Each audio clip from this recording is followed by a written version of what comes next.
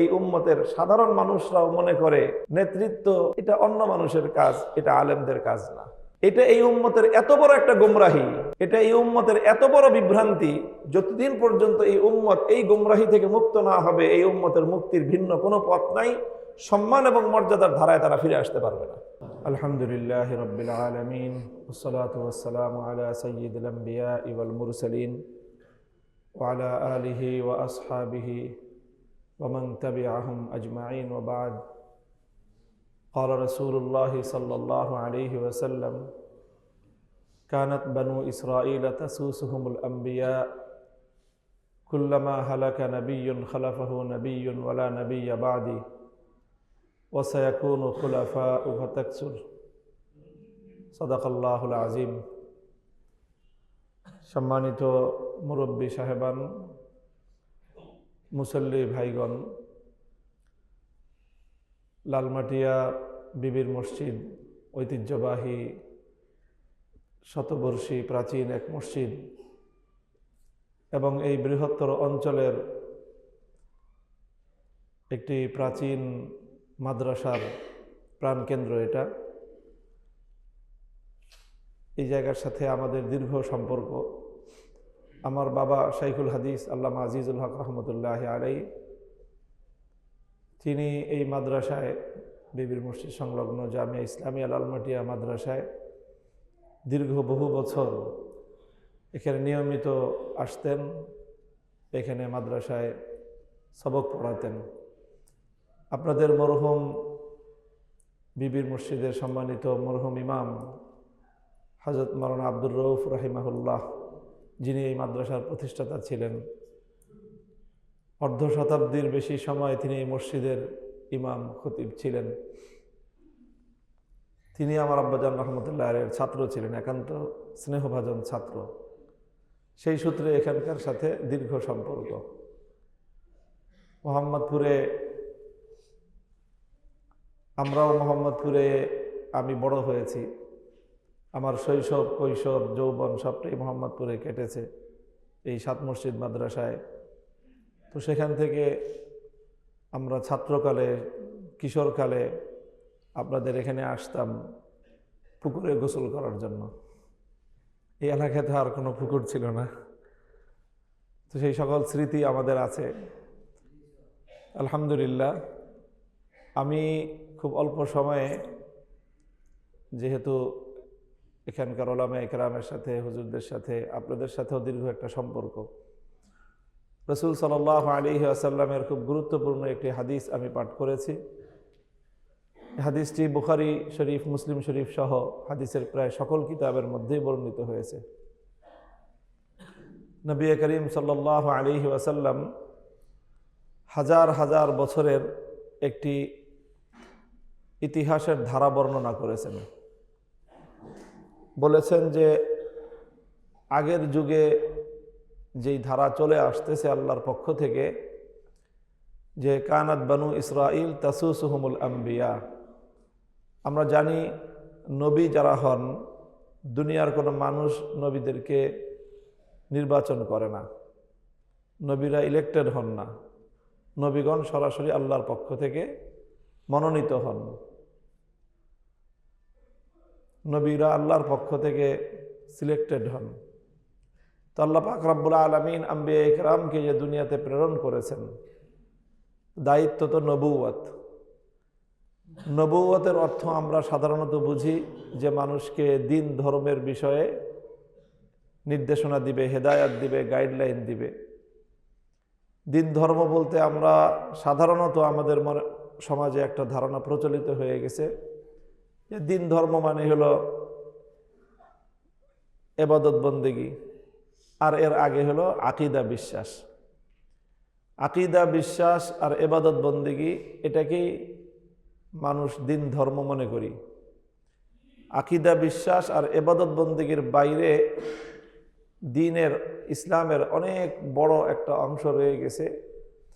এই বিষয়টা মানুষ সাধারণত খেয়াল করে না।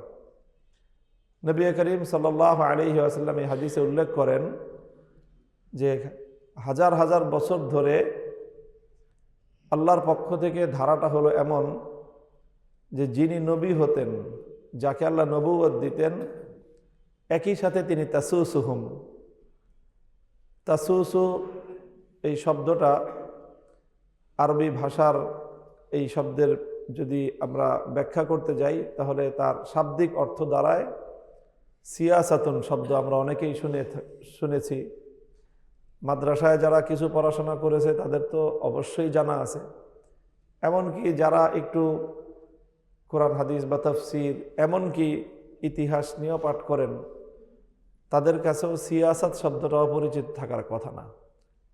সিয়াসাত শব্দ আরবি ভাষার শব্দ, এটা উর্দুতেও ব্যবহার হয়। এই শব্দের অর্থ হল রাজনীতি। সিয়াসাত শব্দের অর্থ হল রাজনীতি, রাষ্ট্র, রাজনীতি, সমাজকে নেতৃত্ব দেওয়া। তো আল্লাহ নবী বলতেছেন যে হাজার হাজার বছর ধরে নবীগণ তারাই তাদের সম্প্রদায়, তাদের জাতি এবং তাদের দেশের রাজনৈতিক নেতৃত্ব তারা দিতেন। এটা আল্লাহর পক্ষ থেকেই সিলেক্টেড। কুল্লামা হালাকা নাবিয়্যুন খালাফাহু নাবিয়্যুন, একজন নবী দুনিয়া থেকে বিদায় নেওয়ার সাথে সাথে আরেকজন নবী তার স্থলাভিষিক্ত হয়ে যেতেন। তিনি স্থলাভিষিক্ত হয়ে তার প্রতিনিধি হয়ে তার জায়গায় বসে তিনি একই সাথে জাতির, সম্প্রদায়ের, ধর্মীয় নেতৃত্বটা যেমন দিতেন, একই সাথে রাজনৈতিক নেতৃত্বটাও দিতেন। এইভাবে চলতে চলতে নবীজি বলেন, ও আনা খাতামুন নাবিয়্যিন ওয়ালা নাবিয়্যা বাদি, আমি তো হলাম সর্বশেষ নবী। কাজে এই যে আল্লাহর পক্ষ থেকে নির্ধারিত যে ঐতিহাসিক ধারা, এই ধারায় আমি একদিকে তোমাদেরকে ধর্মীয় নেতৃত্ব দেই, আবার এই উম্মতের রাজনৈতিক নেতৃত্বটাও কিন্তু আল্লাহর নবী নিজেই দিতেন। নবী করিম সাল্লাল্লাহু আলাইহি ওয়াসাল্লাম এই উম্মাহকে নিয়ে, পুরা উম্মতে মুসলিমাকে নিয়ে তিনি যখন হিজরত করলেন, আমরা জানি হিজরতের পরে মদিনায় নবী করিম সাল্লাল্লাহু আলাইহি ওয়াসাল্লাম একটা ইসলামিক স্টেট প্রতিষ্ঠার ধাপে ধাপে পদক্ষেপগুলো নিয়েছেন। মদিনা সনদ হলো যার প্রথম পদক্ষেপ ছিল। এইভাবে আল্লাহর নবী মদিনা শরীফ থেকে মক্কা, মক্কা শরীফ থেকে ইয়ামান, এভাবে সম্প্রসারণ করতে করতে প্রায় 12.5 লক্ষ বর্গ মাইল, 12.5 লক্ষ বর্গ মাইল, অর্থাৎ আমাদের বর্তমান বাংলাদেশটার 24 গুণ বড়, এত বড় একটা এরিয়া, একটা ভৌগোলিক এলাকায় নবী করিম সাল্লাল্লাহু আলাইহি ওয়াসাল্লামের জীবদ্দশায় ইসলামী খেলাফত প্রতিষ্ঠিত হয়েছে। এবং এই পূর্ণ খেলাফতের দায়িত্বশীল নেতৃত্ব দিতেন নবী করিম সাল্লাল্লাহু আলাইহি ওয়াসাল্লাম নিজেই। এবং অনেকগুলো প্রদেশ ছিল, সেই সকল প্রদেশগুলোতে নবীজি মদিনা থেকে এক একজন সাহাবীকে, বড় বড় সাহাবীকে গভর্নর বানায় বিভিন্ন এলাকায় প্রেরণ করেছেন। কিভাবে শাসন কার্য পরিচালনা করতে হবে তাদেরকে পরিপূর্ণরূপে গাইডলাইন দিয়ে সেখানে তাদেরকে প্রেরণ করে দিয়েছেন।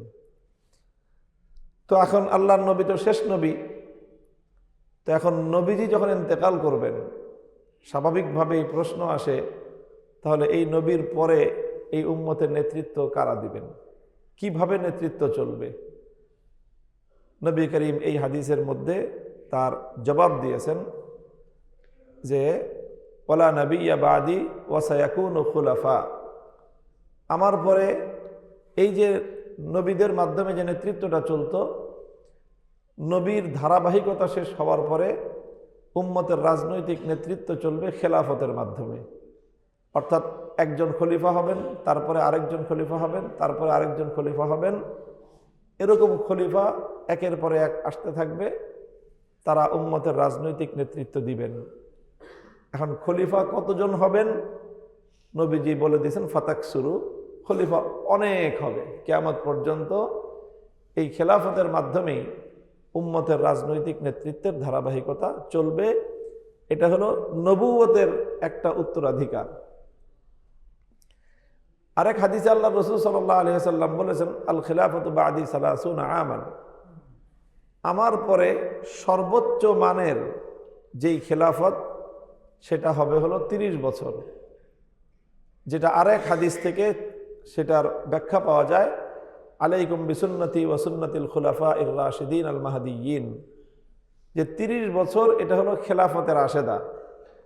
খেলাফতের রাশেদাটা হলো আল্লাহ রসুলের পক্ষ থেকে নির্ধারিত এই উম্মতের জন্য অবশ্যই অনুকরণীয় মানদণ্ড সকল ক্ষেত্রে।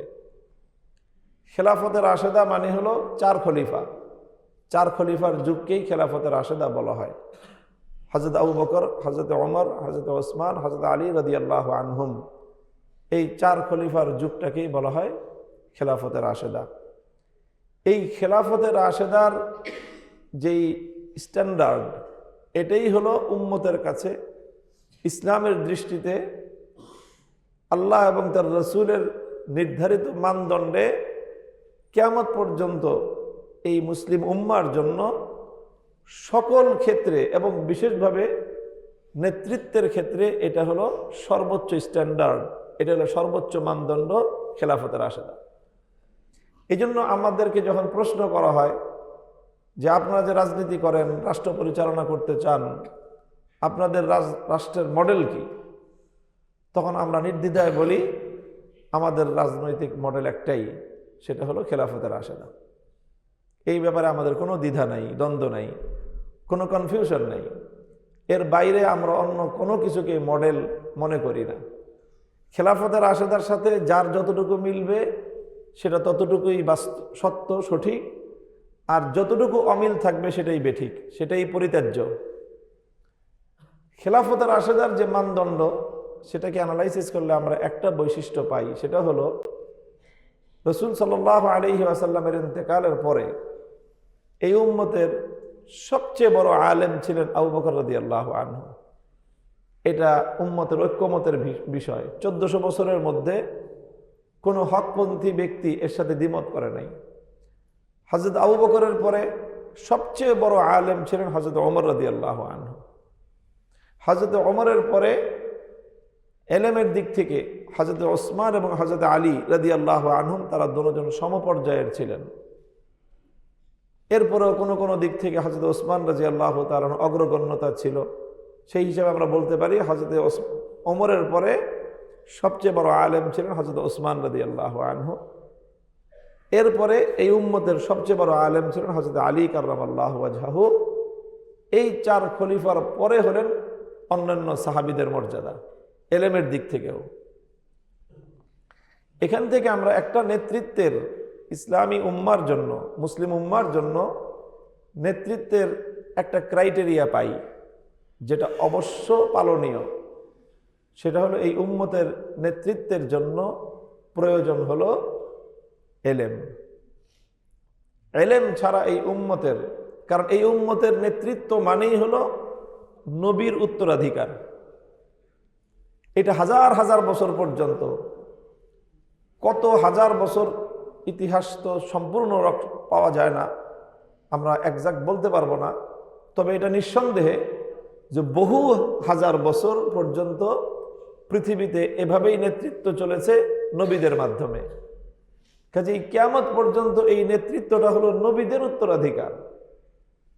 কাজেই নবীদের উত্তরাধিকার হতে হলে, নবীদের উত্তরাধিকারী হতে হলে অপরিহার্য শর্ত হলো যে নবুয়তের সবচেয়ে বড় উত্তরাধিকার হলো এলেম।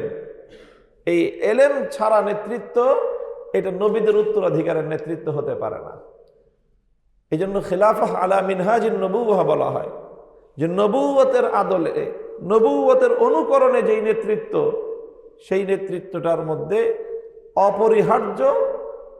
অপরিহার্য একটা ক্রাইটেরিয়া, একটা বৈশিষ্ট্য, একটা গুণ হবে, এলেম থাকতে হবে।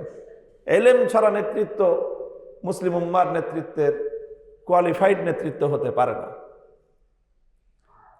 মোহতারাম হাজিরিন, আপনারা এখানে অনেক সুধী মহল, ওলামে কেরাম আছেন, শিক্ষিত মহল।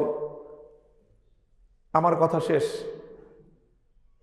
আমি কনক্লুশনে যেই কথাটা বলতে চাই, উম্মাহকে তার কাঙ্ক্ষিত নেতৃত্বের মান থেকে বিচ্যুত করাটা, এটাই এই উম্মার বিরুদ্ধে মুসলমানদের চিরশত্রু ইহুদি খ্রিস্টানদের সম্মিলিত সবচেয়ে বড় ষড়যন্ত্র।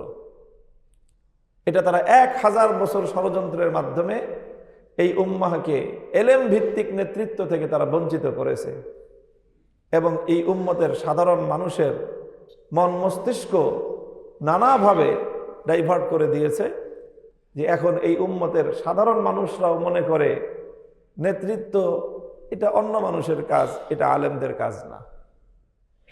এটা এই উম্মতের এত বড় একটা গোমরাহি, এটা এই উম্মতের এত বড় বিভ্রান্তি, যতদিন পর্যন্ত এই উম্মত এই গোমরাহি থেকে মুক্ত না হবে এই উম্মতের মুক্তির ভিন্ন কোনো পথ নাই।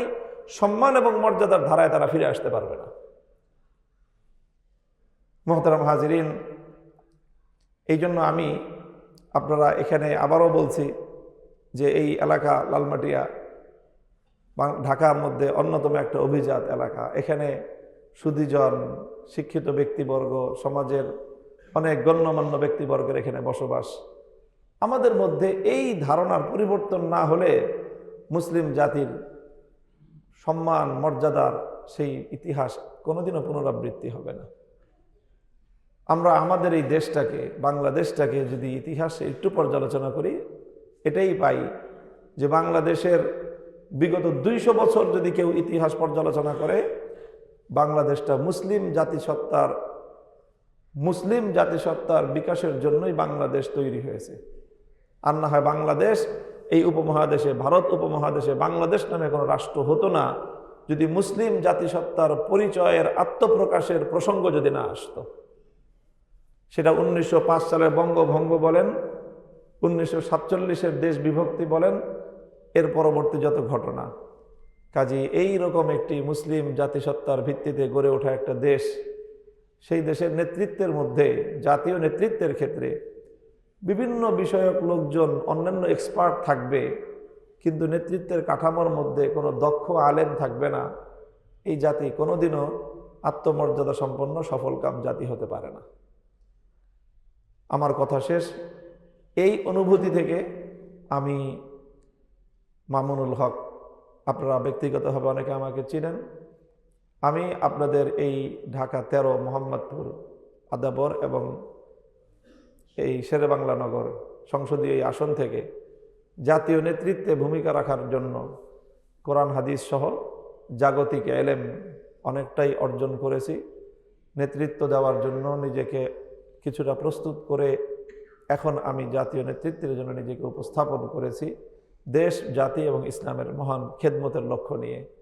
আমি আপনাদের সকলের দোয়া চাই, যদি আল্লাহ পাক রব্বুল আলামিন আমাকে তৌফিক দান করেন, আমার প্রত্যয় যে এই দেশের জন্য এবং ইসলামের জন্য নিজের সর্বোচ্চ ত্যাগ এবং কোরবানি স্বীকার করে দেশ এবং মিল্লাতের খেদমত করব ইনশাআল্লাহ। আমি আপনাদের সকলের দোয়া চাই, আপনাদের সকলের শুকরিয়া আদায় করে কথা শেষ করলাম।